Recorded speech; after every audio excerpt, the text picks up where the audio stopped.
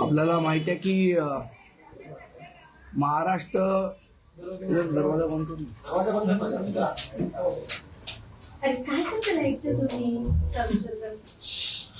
महाराष्ट्र शासनाचा जो आरोग्य विभाग आहे तो त्यांच्या अंडर जे रुग्णालय येतात त्या रुग्णालयांसाठी विविध वस्तू या महाराष्ट्र वैद्यकीय वस्तू खरेदी प्राधिकरण याच्या मार्फत या वस्तू खरेदी केल्या जातात. एक टेंडर त्यांनी वर्षापूर्वी काढलं होतं. तो टेंडर क्रमांक आहे GEM 2024 B490198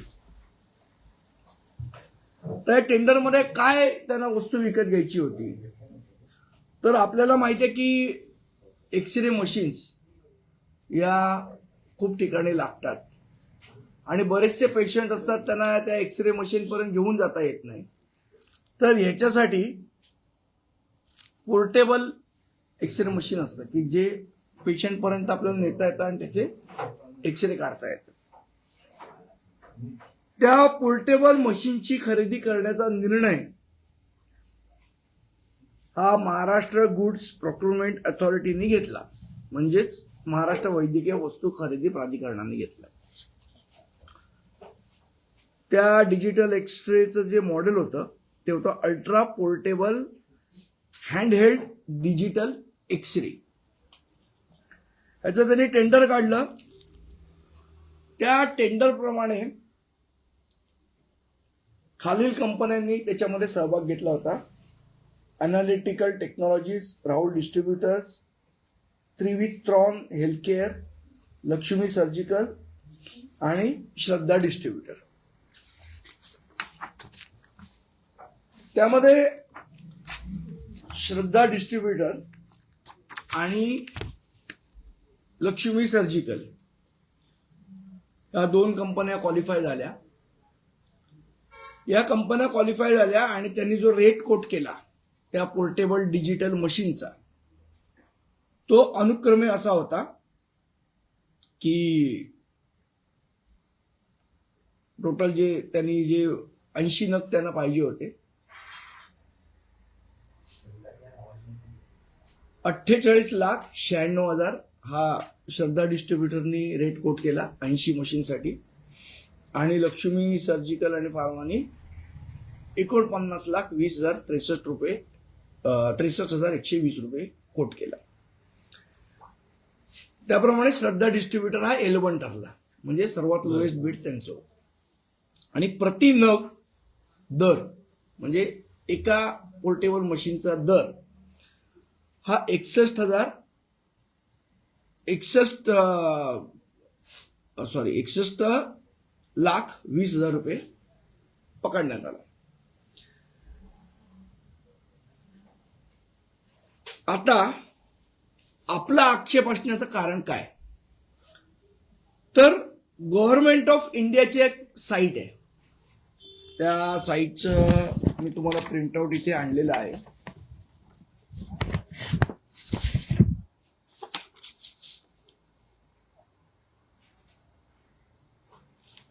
ही ती साईट आहे. GEM म्हणतात त्याला, गव्हर्नमेंट अँड मार्केट प्लेस. बरोबर. आता या साईटमध्ये सेम मशीनची जी किंमत कोट केलेली आहे ती आहे 10 लाख रुपये. GM पोर्टल वर अंदाजे ती मशीनची किंमत आहे 10 लाख रुपये. आणि अनेक असे पोर्टल आहेत ज्याच्यावर हे मशीन विकल्या जातं. हॉस्पिटल स्टोअर नावाचं एक पोर्टल आहे, त्याच्यावर मशीनची किंमत आहे 6,76,000 रुपये.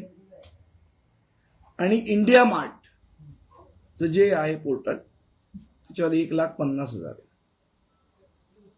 असं असताना आता हे सगळे वेगवेगळ्या पोर्टलचे हे त्याच्यामध्ये काही मॉडेल्समध्ये थोडंसं इकडे तिकडे असू शकतो, पण जे जीएम पोर्टलचं जे आम्ही किंमत काढलेली आहे ते सेम मॉडेल जे निविदेमध्ये कोट केलेलं आहे, तर सेम मॉडेलची किंमत आहे.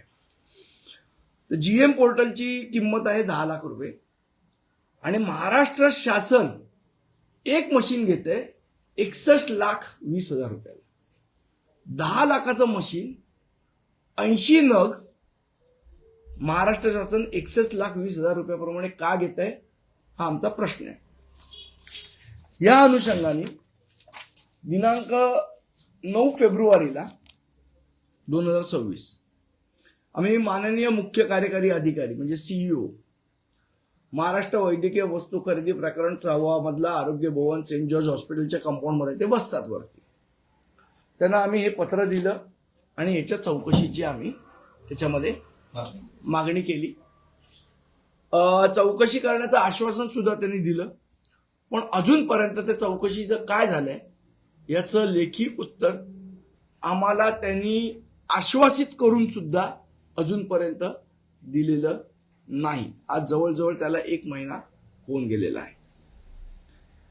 हा झाला एक प्रकार. अशा मशीन खरेदीचे साधारण 10 ते 14 मशीन खरेदीच्या प्रकरणात आम्ही त्याच्यामधले पुरावे गोळा केलेले आहेत. ते 1 बाय 1 एक एक दिवशी आम्ही तुम्हाला देऊ. दुसरा एक विषय आहे महत्वाचा,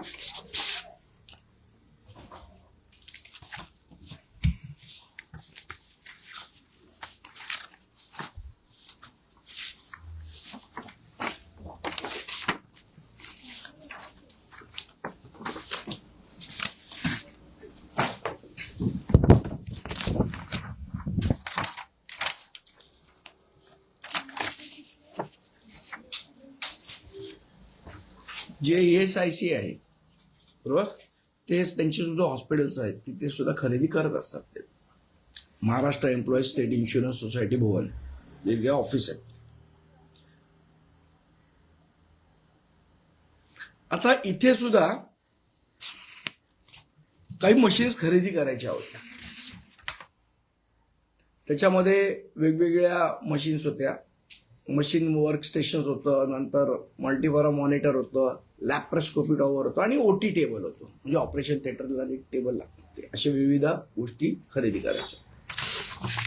त्याच्यासाठी सुद्धा एक निविदा ऑक्टोबर 2025 ला काढली. याच्यामध्ये 3 कंपन्यांनी त्याच्यामध्ये भाग घेतला. Medix device private limited, excellence technologies private limited आणि JD हेल्थकेअर प्रायव्हेट लिमिटेड. ह्याच्यामध्ये मेडीएक्स डिव्हाइस प्रायव्हेट लिमिटेड आहे, यांची निविदा मंजूर केली आणि त्याच्यामध्ये त्यांनी भाग घेतला आणि त्याच्यानुसार त्याने केलं. आता मेडीएक्सला आमचा विरोध असण्याचं कारण काय? भारत सरकारच्या जे मार्गदर्शन तत्व आहेत, ज्या गाईडलाईन्स भारत सरकारने दिलेल्या आहेत, त्याच्यामध्ये ते काय म्हणतात, डिपार्टमेंट फॉर, जे भारत सरकारचं डिपार्टमेंट आहे, department of promotion of industry आणि इंटरनल ट्रेड, हे जे डिपार्टमेंट आहे त्यांनी काही गाईडलाईन्स घातलेल्या आहेत.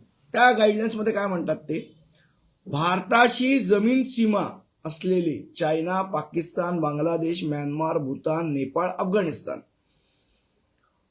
असलेल्या देशातील बोलीदारांना सक्षम प्राधिकरणाकडे नोंदणी व अनुपादन प्रमाणपत्र सादर करणं बंधनकारक आहे.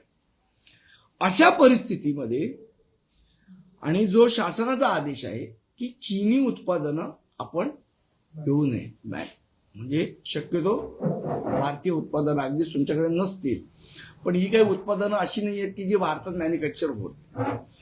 असं असताना चीनी उत्पादन, ही जी मेडीमॅक्स कंपनी आहे यांच्याकडे सगळी जी उत्पादनं आहेत ही सगळी चीनी उत्पादनं आहेत. चीनमध्ये उत्पादित उपकरणाची खरेदी कुठल्या विशेष परवानगी अंतर्गत, त्याला एक विशेष परवानगी लागते, ती न घेता या कार्यालयाने त्यांना वर्क ऑर्डर दिलेली आहे.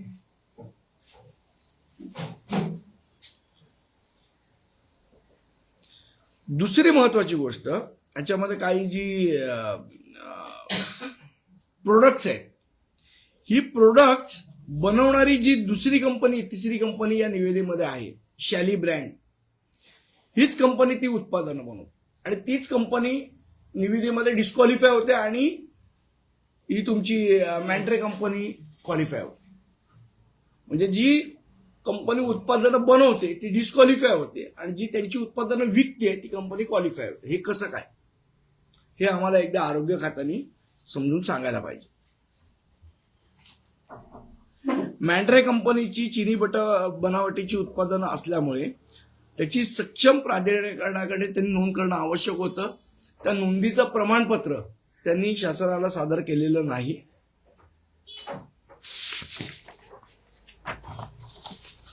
आता आमचं म्हणणं आहे की चायनाकडनं ही उत्पादनं का खरेदी केली जातात, त्याच्यामध्ये कुठलं आर्थिक गणित हे आरोग्य खात्याचं आहे, हे एकदा त्यांनी लोकांसमोर सांगावं.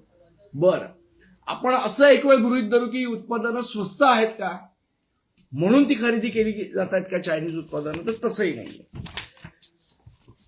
आता USG मशीन जे मॅन्ट्रे कंपनीनी मिंडारे कंपनीने जे सांगितलेलं आहे,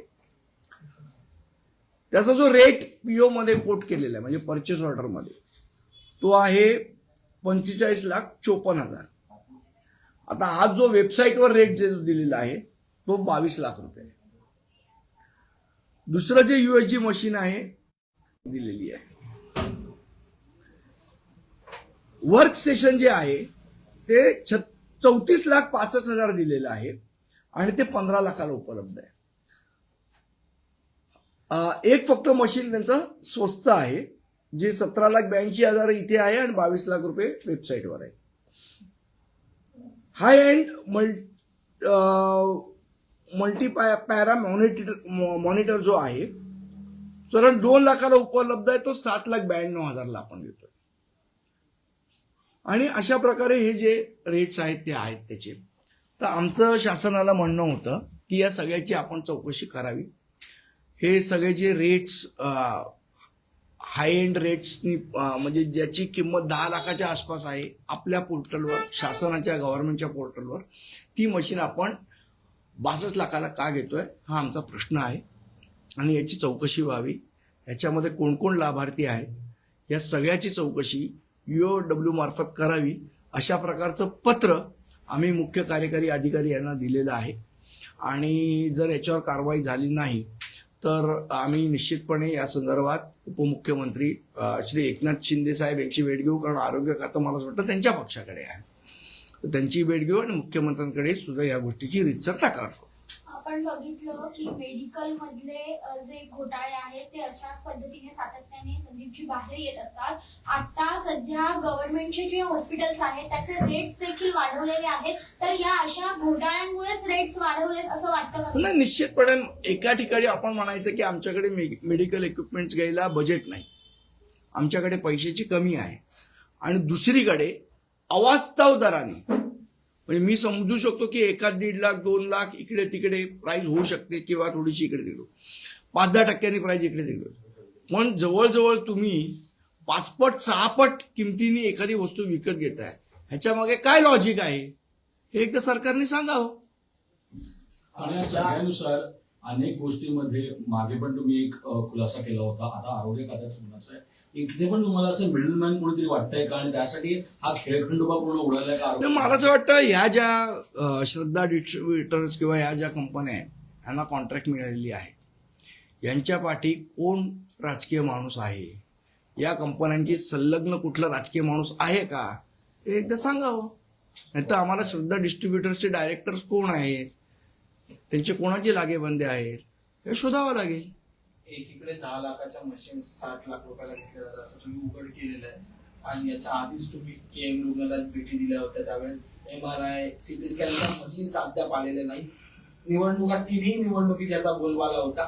तालुदाई सामंतांनी सुद्धा याच्यावर उत्तर दिलं की लवकरच मशीन येतील, पण अद्याप याच्या मुळात मशीन नाहीत आणि जी घेताय मशीन ती 5 पट किमतीने घेताय, या मला असं वाटतं 2 वेगळ्या गोष्टी आहेत. एक तर मशीन नाहीच हा विषय आहेच, प्लस ज्या घेतल्या जात आहेत त्या 5 पट 6 पट दराने घेतल्या जात आहेत. त्या जर मशीनची कॉस्ट कमी केली आपण तर मला असं वाटतं जास्तीत जास्त आरोग्याची जी मशीन्स लागणारी आहेत ती शासनाला घेता येईल. ह्याच्यासाठी मुळात भ्रष्टाचार कमी होणं गरजेचं आहे ना. या खरेदीची अथॉरिटी ज्या व्यक्तींना होती, मला असं वाटतं तानाजी सावंत यांच्या कार्यकाळातली ही खरेदी आहे. तर याच्यामध्ये कोणाला जबाबदार धरणार, कोण त्याचा अधिकारी होता, हे एकदा तानाजी सावंतांनी पण सांगितलं पाहिजे. म्हणजे या निविदा तानाजी सावंत आरोग्य मंत्री असताना निघाले का? हो, एक तानाजी सावंत असताना निघाले, तर एक आत्ता निघाले. आताचे आरोग्य मंत्री प्रकाश आंबेडकर त्यांच्याशी काही संपर्क साधलाय का? नाही, आम्ही साधू आता आम्ही स्टेप बाय स्टेप जातोय. जी प्रोसिजर आहे ती फॉलो करतोय आम्ही. आता चीफ एक्झिक्युटिव्ह ऑफिसर जे आहेत महाराष्ट्र खरेदी प्राधिकरणाचे, त्यांच्याकडे आम्ही तक्रार नोंदवली आहे. आम्हाला अपेक्षा होती की ते चौकशी अहवाल सादर करतील आणि तो अहवाल घेऊन मग आम्ही गेलो असतो आरोग्यमंत्र्यांकडे. पण गोष्टी पेंडिंग ठेवायच्या, त्याची उत्तरच द्यायची नाही, मला असं वाटतं ही अतिशय लोकशाहीसाठी घातक अशी मोडस ऑपरेंटी आहे. तानाजी सावंत आरोग्यमंत्री असताना किती निविदा निघालेल्या आहेत आणि आता किती निविदा निघाल्या त्याचं काही पाहिजे? अनेक निविदा निघालेल्या आहेत तानाजी सावंत असताना. यातली एक निविदा मी फक्त आज आपल्याला दाखवली आहे आणि आमच्याकडे अजून त्याच्यावर 10 ते 12 निविदांवर अभ्यास चाललाय.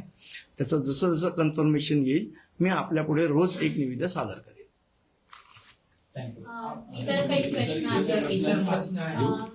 तर काल खरं तर जी नॉर्थ साठी आपण मनसेकडनं अटी शर्ती मागणी त्याला केलेलं की 2 वर्ष हे प्रभाग समिती अध्यक्षपदी राहील.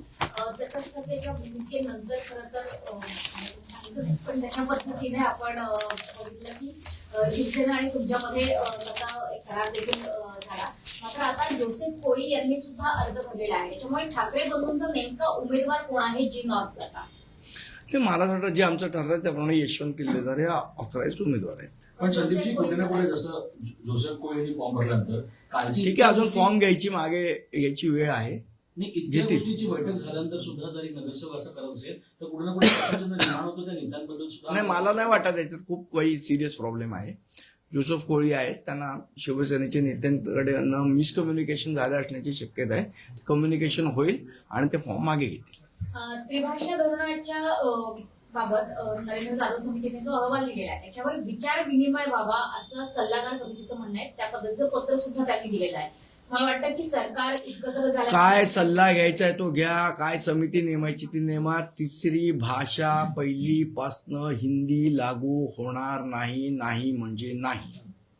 आजपासून जे इथे वाहतूक संघटनांचे एकत्र येऊन राज्यभर आंदोलन करणार ई चलांचा मुद्दा आहे. याआधी मनसेने सुद्धा हा मुद्दा उपस्थित केला होता. मनसेने पाठिंबा सुद्धा दिलेला आहे समजा. नाही, काल सुद्धा आम्ही भोंगा आंदोलन त्याच्या विरुद्ध 4 वाजता केलं. आमचे संजय नाईक आणि त्यांच्या सर्व सहकार्याने तसेच सगळे त्या आंदोलनात सहभागी झाले. पण हा अत्यंत गंभीर मुद्दा आहे आणि आमची महाराष्ट्र नवनिर्माण वाहतूक सेना त्याचा पाठपुरावा करते. वरुण सदस्य आले होते भेटायला तुम्हाला. मनसे नेत्यांची बैठक झाली, त्यानंतर जो काही निर्णय झाला प्रभाग समितीकडून कुठे लिहून घेण्यात आलं, शब्दांवरती विश्वास उरला नाहीये का काय? ते आमचं अंडरस्टँडिंग आहे. धन्यवाद. शरद पवार यांना राज्यसभेमध्ये आता एकनाथ शिंदे आव्हान देऊ पाहतात. त्यांनी देखील उमेदवार उतरवण्याची तयारी केली आहे. काल रात्री मला वाटतं त्यांचा आहे ना कोटा, एका उमेदवाराचा कोटा आहेच ना त्यांच्याकडे.